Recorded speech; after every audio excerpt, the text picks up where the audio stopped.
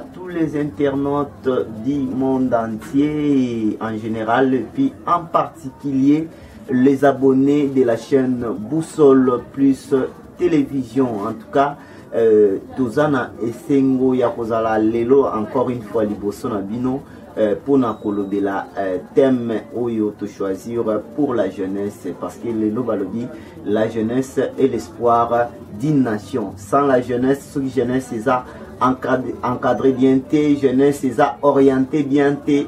Je crois que nation wana est une nation moko fouti, raison pour laquelle nous avons choisi un thème très important qui concerne tout le monde en général, mais en particulier c'est la jeunesse qui est concernée. Et devant le micro, c'est bien moi, votre humble serviteur Diamant, et à la caméra c'est Glody Ngimbi.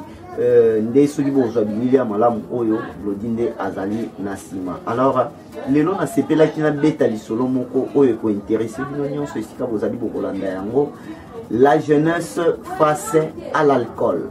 Tant que l'alcool eza masanga oyo eza oyo elamwisaka parce que ba masanga mosusu eza nango sucré parce que babenga yango masanga mais du moins eza na alcool te mais nazolobela mini masanga oyo epesaka puti tomeka kosolola bajene lelo na bamasanga oyo elangwisaka ezosala nini na nzoto bajene ezomema nini nde nazali nga moko te nazali na invité oyo asepelaki to aborder thème oyo ensemble na évité directement na okende esika invité na nga azali po à se présenter. Il est jeune mais il est aussi papa, il est responsable. Je vous confirme que ici quand Toza Ezali na résidence na sans plus tarder. Bonjour Ndeko. Bonjour. Pour se présenter dans bateau Bazola. Merci, moi c'est Papa Freddy Mayola Mutombo Kalonga. Donc na zane Senomingi, na na plateau. Oui, ezali résidence nangai mais eza plateau ya ma chaîne Boussole Plus TV. Voilà, na zane Seno vraiment et na zamoko comme Dengue de Kolodi, papa ne jeune. Donc responsable, alors na souci à thème haut vraiment et c'est PLC Boussole Mingi to cible la chose ali ba jeune donc face à l'alcool. Alors réalité nini to nini na boy kokota na profondeur donc on a se présenté que Papa Freddy Touko. Voilà, c'est Papa Freddy Mutombo qui est là comme notre invité et je vous rappelle qu'il est aussi l'un de nos abonnés dans le baki Boussole Plus TV là na abonné na bango tina banda donc pour nous sala mambo faisant la Boussole Plus TV ça c'est entre parenthèses et fait ça na mozu à tepo na Boussole Plus TV nous sala ezo salama. Alors Papa Freddy thème na biso ya lelo la jeunesse face à l'alcool. Alors to limito yé banane masanga généralement par là c'est d'une manière générale alcool et joie carole nini dans notre. Merci pour la question. Question nayo est un peu na moi piège hein, parce que spécialité nango fallait ba minganga nde ba pesa yo ya no. Mais to komeka quand même connaissance ya moi muki ezali oyo to koloba ete masanga na nzoto ya moto minganga baza na définition na bango oyo ezali pe réalité o masanga esalaka na nzoto ya moto ba minganga nde bayebi mais oyo biso toyebi d'une manière générale toki olobake par rapport pe ya nzoto ya moto voilà moto mosusu bato mona bato mosusu po à se sentir bien il faut amela masanga voilà moto mosusu donc soka meki yango kaka lokwa biso boye tango tsheka na koué déjà. Donc, pour dire que anticorps d'angaï est vraiment, mais ça n'est vraiment l'alcool. Alors, mais ça n'a pas tout sous et mais définition vraiment proprement dite, il faut surtout qu'il y a la mingana, ma copie cette chose en détail. Mais par rapport à la cible la biso qui est jeune, en tout cas. Ils ont ça la malamu vraiment dans les autres. Il y a des jeunes mingi parce que va dire trop tôt donc s'il faut parler par rapport à Nengeyo Lobeli, s'il faut aller droit au but, l'alcool nuit à la santé, disons ça. Donc c'est clair. Rôle nango na kata santé à mutesa mobebi. Voilà. Merci beaucoup Azana Emungangate, mais quand même à petit éclaircissement par rapport à ce que nous constatons na ba oyo ba melaka yango. Voilà, deuxième question, papa Namiso Freddy. Conséquence nini ezali soki alcool et koti trop dans nzoto ya mutu? Oh, merci. Et ça n'a pas de conséquences moins bien. Tout le monde a bandeko. Oh, mingi. Melaka masanga. Donc, d'une manière générale, la majorité, pas cas exceptionnel les alliés, mais au commun à la fin, ils ont mis la cirrhose de foie.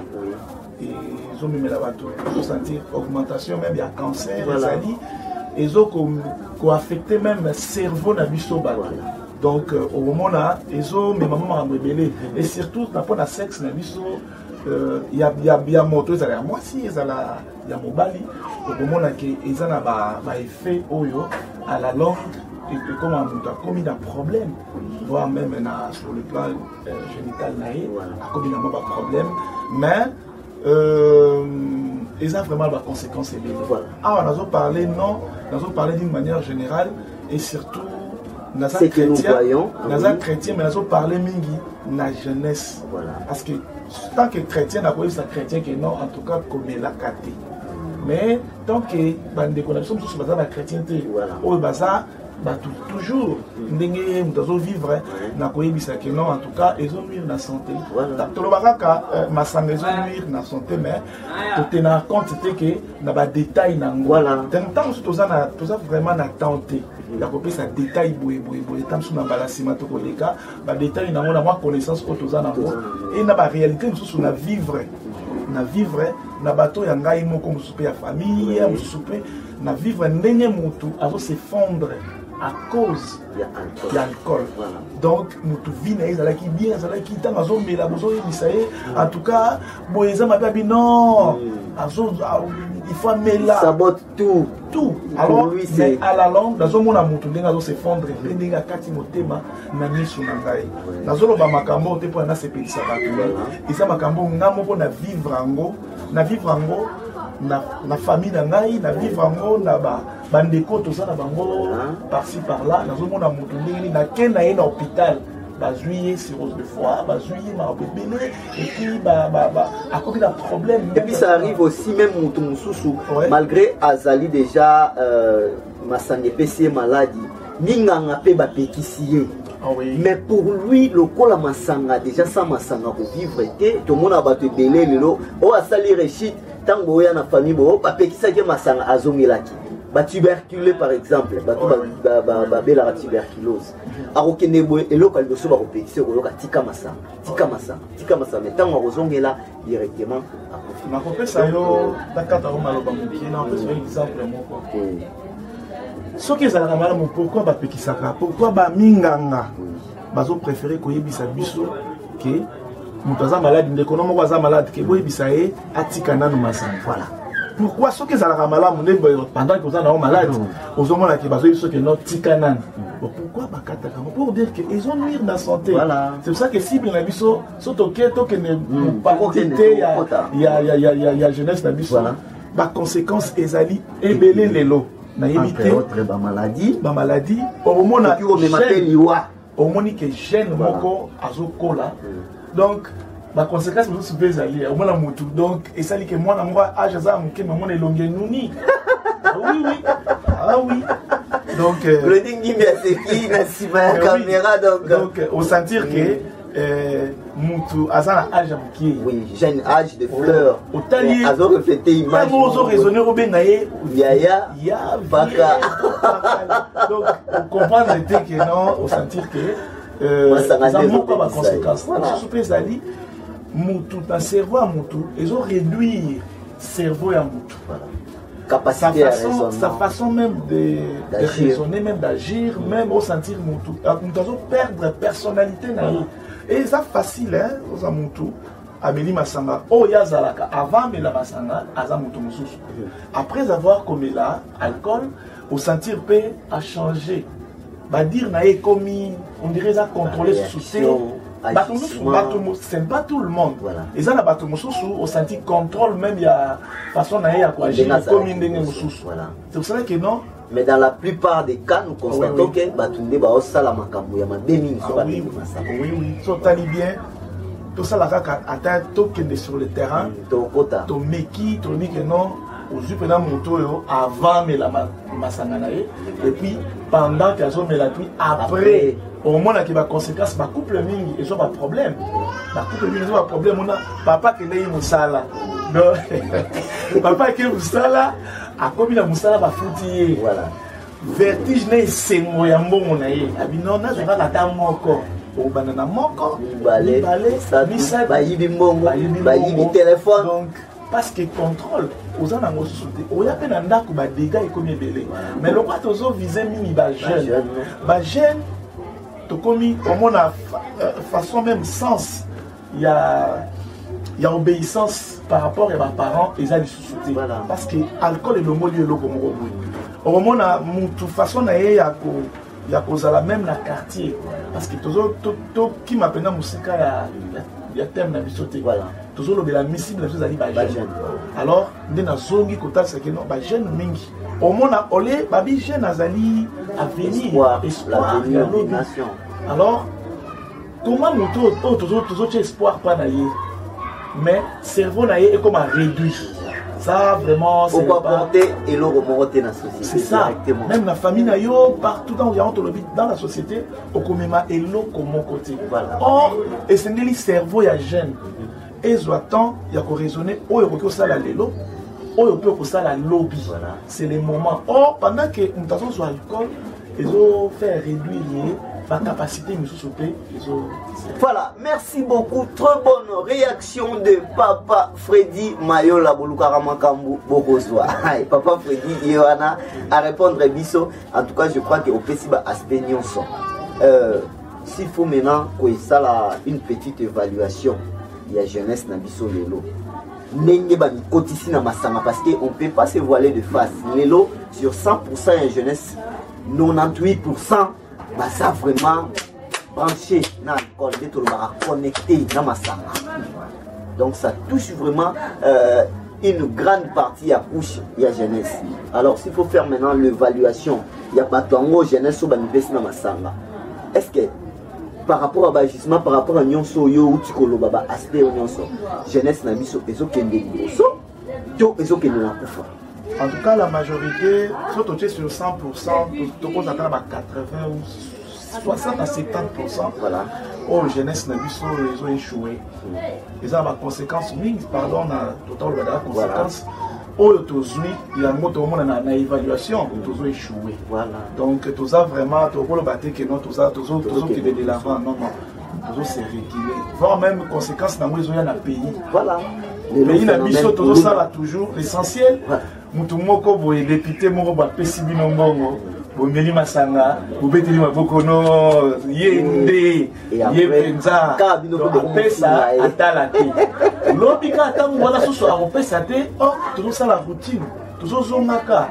Conséquence na moi ali toujours kende liboso te, toujours kende liboso te et puis quand na masanga wana au monde ba jeune mingi na quartier, au monde que non, jeune on a encore la bien alors que de classe pendant qu'à côté du groupe Mogo mais la masanga au sentier assez redressé pour sa classe ici et puis ça va se au pays jeunesse en moto là ils ont avancé donc l'évaluation est négative donc pour dire que ça négatif alors quand toujours au monde il y a différentes sortes il y a l'alcool il y a des alcools où ils allaient tant on jeune babeli en mot et ça coûte un âge na bangote voilà tant on mili en mot Bagisman aye, ils ont affecté même quartier, ils ont affecté même entourage, environnement, ils ont affecté. Or, tant qu'ils ont affecté, d'une manière générale, ils ont avancé, donc jeunesse, ils ont se reculé.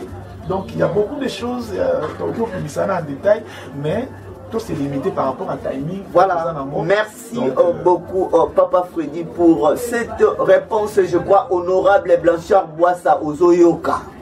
Ozoyoka. Et puis, je félicite déjà parce que ceux qui sont pas d'alcool sur moi. L'essentiel, la personne n'est pas au lia na place au Mela. Merci. Donc, évaluation, Papa Freddy, Aza Congolais, il y a RDC à lobby, jeunesse Nabiso, s'il faut évaluer, faut. donc ça te pour masanga et continue à faire chaîne témoin au sala maramou pour moquer que des bosso et ça te alors papa Freddy s'il faut donner maintenant le conseil à cette jeunesse là au bazo yoka yosiko au ba mi pesi mingi na ko bela masanga wana ko yebisa bango nini. Merci vraiment. Parce que yo moko ne bandelo lobaki côté mso to aloni masanga mutu mususu ka melango a vu contrôle mais la majorité ils obéissent. Alors on a ba l'union ce conseil nini okoki ko pesa bango pour quelque part balobaka consommer avec modération mais je ne sais pas ce que modération ngo bazo landa vraiment ndenge baloba. C'est na yebisa yo komoko. Merci pour la question na yo. Conseil tout ça maintenant ça la démonstration moko. Oui. Pour la modération. Donc consommer en modération comme ça. Alors, Moutarouya na idée à mila moko. Tout mutu va sombelier moko. Voilà. Tamazu moko wana ameli. Oh ya baksa so mususu. Abakisi akomo kende au-delà il y a mesure na yi.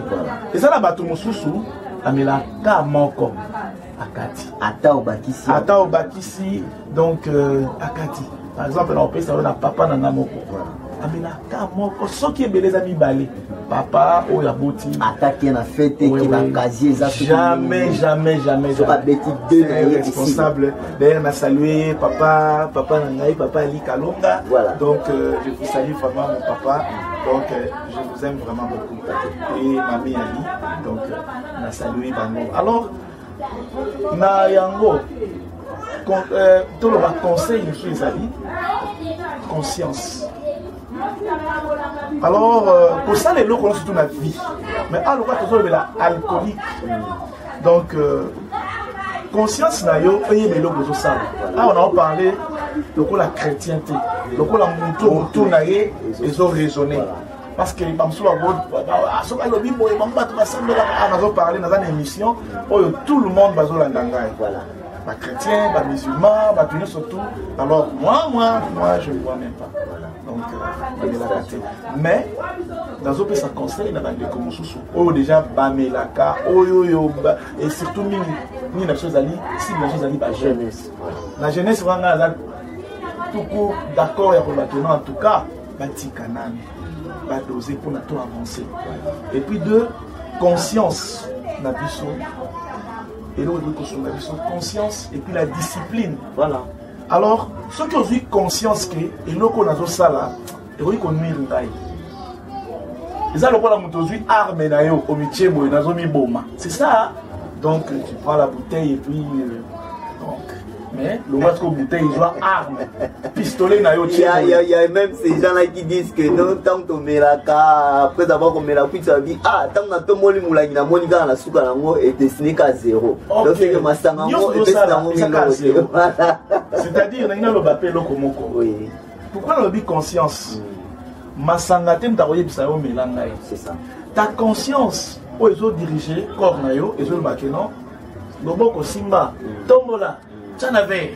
Mais ils ont un exercice mon conçu fanda dans la table quand on met la rana félicitations mais ça l'exercice haut joie bouteille nayo joie verre nayo tia mon la table le bas aujourd'hui naï conscience n'a pas ça la tête et puis volonté n'a pas paix et pour ça la tête nalingi masango ngala lingaka mingi natalisa ya mobela sa mwa bolingo pesa kana opana ngala voilà banda to banda mo depuis 1960 si ko ne ba esa biso donc mais lino pela sana bolingo nango mulangi ye mo kamitia na vele pa mata na munoko na ngaso banda bolingo voilà donc au moins okukisa soko banda na tongo butupe kokoka ah oui akoyate pour te dire que non conscience d'ailleurs de monter que dans Rozoaka.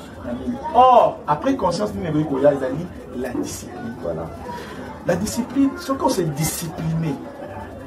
Ce qu'on s'est discipliné. On est dans ça, on a senti si j'ai à ma campus, voilà. Alors, ce qui discipline les alliés. Non. La bateau va mettre la canon aujourd'hui, peut-être aujourd'hui. On est là, qu'ils ont un salaire. Non, il va me discipliner pour faire ceci, pour faire cela. Non, pendant un mois, on a payé que 1 mois, 2 mois, jusqu'à ce que. Au moins, on a payé économique. C'est ça. Pour ça, on a pas de conséquences. quand la conséquence, bon, le roi de la jeunesse, a se retrouver. Oui, il y a des gens qui travaillent dans des entreprises. Mais à un moment, on est moroboy. Pourquoi il y a des sous-soutés? Voilà. Mais au moins, on a encore pendant à Beni Bayaya, Bandi Bok. La révidée. Encore pendant à passer. Il y a moins de discipline. Quand vous avez dit que nous avons au Bombiango, au conseil de camp. En plus, au Bombiango, voilà, merci beaucoup en tout cas. Ba conseil oyoyo bande konanga ngape na ba jeune lokola bino et ceux qui pratiquent ça la expérience ici aux ana. Le bagage na salata 3 semaines na melate mbongo na tchaka quelque part. Après 3 semaines il y a recompté. Tu verras que c'est bon. Aux autres c'est sans autres ne ba lo ba kelenge c'est là mais na suka ngo faut regretter yo moko oye ba nini zo sala. Donc nous devons appliquer ces conseils. La jeunesse, surtout les jeunes congolais, au bon délibino. To petit sibinoté. Mais, il faut toujours réfléchir avant d'agir. Une petite réflexion avant d'agir et que ça la dit bien.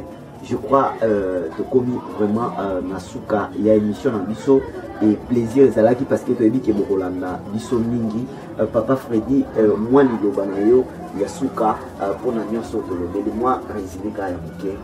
Merci. Ngai na Télémé Mingi, na sengipe merci pour la plateau Nabino. Vraiment. Chaîne Boussole Plus TV. Pour la chaîne Nabiso. Oh, la chaîne Nabiso. Voilà. La chaîne Nayom Tolanda. Donc, Banda les lois de décision, va que dans la chaîne Opo.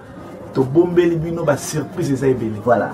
Donc ba surprise eza ebele. O ezaka ra flash. Oyo moko auto waki na en ligne quoi. Donc yangai na koloba ete ndeko jeune ne surtout pas zolanda biso na chaîne na biso Sol Plus. En tout cas, meka ko conscience mi fanda penza mi joyo tia na kiti mi pesa conseil que non na mi pesa nanu discipline na vie na ngai. Donc to benda bino ka ba jeune na biso ato za wa to salaka ni bitelo ko to salaka mais zona conscience na yo zonga na place il peut sa discipline et zonga na nzela na yo pe mboka ko sala libre et ko tambola lelo to zola ke gouvernement na biso ni na biso o zo bosana na kati ya gouvernement na yo poza na part moko tant que jeune o ko sala ozo sala nini pour na mboka na biso Congo jeune o sala nini ngala o to sala nini vraiment na sengi na biso ba jeune o na makasi o to za to téléma to zoom sa conscience na son place et puis to se discipliner au monde que vie na biso et ko changer mboka na biso ko changer quartier na biso ko changer environnement ba famille na biso peut ko changer pour yo téléma. Voilà, merci je crois ngala sunelo kwa obatisate parce que vous avez tout suivi et ndenge tozabo jeune moko yebake tozali brique pour le développement ya mboka et kolinga te brique na yo et akokwesa immeuble o etongani na pasi mais ebakisa pour moninga msustango koya ndako esili bato basepela na ndako. Voilà les conseils que Boussole Plus TV vous donne bino ba jeune.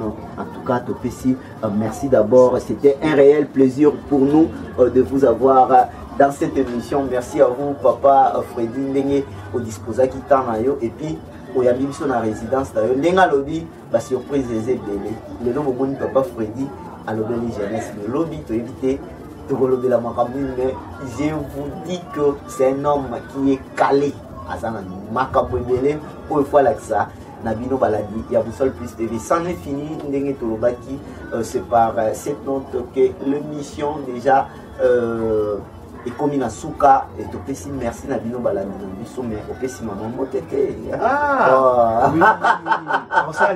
voilà en tout cas na saluer motema na ngai aza ebele pour nga oyo azo accompagner nga na vie na moi litanga mayelo nzamba pesi ngai tozo partager mon aye ya ngai ya motema Maria na bena Maria Marlène Mayola donc na saluer na pesi ba moté parce que zali ba bisu et puis pas na ngai Joyce Mayola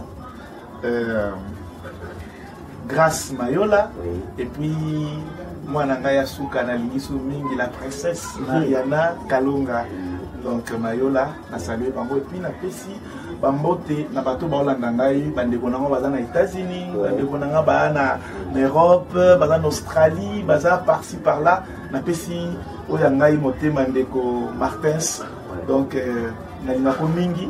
Napesi Koko Kianda mbote, napesi Henriette Masantima na mobali na ye, Joël napesi, donc baza ebele, napesi Bernard napesi, donc baza ebele boleki ebele na ba émission mosusu toando bakisa. Voilà. Merci beaucoup Papa Freddy. Ngai pe na bakisika bikomo na bambote apesi wana. Donc désormais Boussole Plus TV la chaîne na bino bolanda kabiso boko ba nozwa ba information oza essentiel ozo contribuer na développement ya mboka na biso, pourquoi pas développement ya mokili mobimba. En tout cas, merci tout comme Nasuka, Bosso et Lobeli, Ezalaki Ngai Wadino, Diamant, et puis derrière la caméra c'était toujours Claudine Gimbi et Banda le Lobo Benga Misa qui va pas mola parce que Zamba Pessier, rapidité, rien à dire. Tout le monde a dit Mbala Yassima. Merci Nayo Papa Freddy, merci Nabino Nyonstou. Bye. Ciao, bye.